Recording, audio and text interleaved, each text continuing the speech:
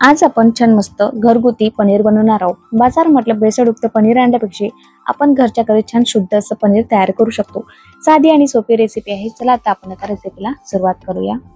त्यासाठी बघा, मुलांनी दूध पिण्यासाठी कंटाळा केला होता। फ्रीज मध्ये 1 ते 1.5 लिटर छान दूध जमा झालं होतं। म्हटलं आता काय करावं, तर आपण म्हटलं छान पनीराचा बनवूया। बघा, मी प्लेन विनेगरची बॉटल घेतलेली आहे। ही बाजारामध्ये 40 ते 45 रुपयाला मिळते। कोणत्याही किराणा शॉप मध्ये तुम्ही विनेगरची बॉटल तुम्ही आणू शकता। बघा, 5 ते 6 चम्मच मी विनेगर घेतलेला आहे। त्यामध्ये दुप्पट मी पाणी घालून घेतलेलं आहे। बघा, दुधाला छान उकळी आलेली आहे। आता जो गॅस आहे तो स्लो करायचा आणि एका हाताने चम्मच फिरवायचा आणि एका हाताने जे विनेगरचं पाणी बनवलेलं आहे ते टाकायचं आणि सारखं असं ढवळत राहायचं।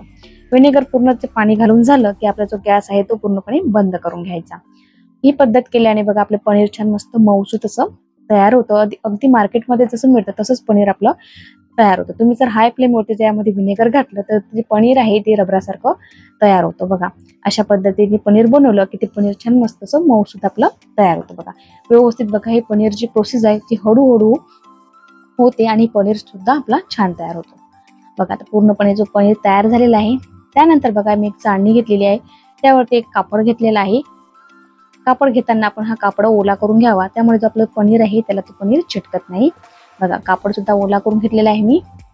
आता संपूर्ण जे पनीरचं आपण बनवलेलं आहे तो त्यामध्ये आपण घालून घेऊया आणि पूर्णपणे यामधलं पाणी आपण काढून घेऊया। त्यानंतर या पनीर मध्ये बघा मी 1 ते 1.5 ग्लास थंड पाणी घालून घेत आहे। यामध्ये जर विनेगरचा जर आंबटपणा जर काही राहिला असेल तो सुद्धा निघून येईल। बघा, अशा ही प्रोसेस केल्याने जो आपलं पनीर आहे ना अजिबात आंबट वगैरे लागणार नाही। बघा, अशा पद्धतीने पनीर व्यवस्थित धुवून घ्यायचा 1 ते 2 वेळा। तुम्हाला जर माझी रेसिपी आवडली असेल तर लाईक, शेअर आणि सबस्क्राईब करायला विसरू नका आणि कमेंटद्वारे नक्की कळवा की पनीरची रेसिपी तुम्हाला कशी वाटलेली आहे। बघा, अशा पद्धतीने पनीर सुद्धा मी व्यवस्थित धुवून घेतलेला आहे।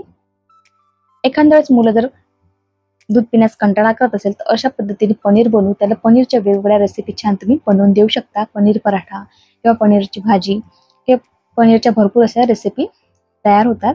बघा, अशा पद्धतीने संपूर्ण जे पाणी आहे ते काढून घेतलेलं आहे।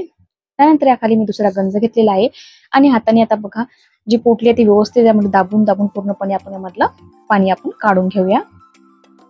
बघा, अशा पद्धतीने संपूर्ण जे पाणी आहे यामधलं मी पूर्णपणे काढून घेतलेलं आहे। बघा, संपूर्ण जे पाणी आहे ते व्यवस्थित काढून झालेलं आहे। आता हे पनीर सेट करण्यासाठी आपल्याला याच्या 5 ते 6 पट भारी जी अशी जड अशी वस्तू असेल त्यावरती ठेवायचं, त्यामुळे जे पनीर आहे छान मस्त आपलं सेट होतं। बघा, आता असं संपूर्ण यामध्ये पाणी मी काढून घेतलेलं आहे। आता हे पनीर आपण सेट करायला ठेवूया।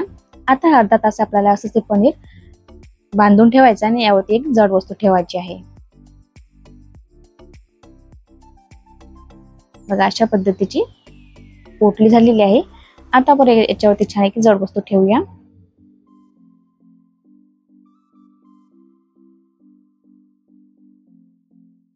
बघा, अशा पद्धतीची आपण एक जड वस्तू ठेवूया आणि अर्धा तासाला सेट करायला ठेवूया। अशा पद्धतीचा होममेड पनीर तुम्ही नक्की ट्राय करून बघा, खूप छान ही रेसिपी तयार होते। अर्ध्या तासानंतर मस्त छान असा आपला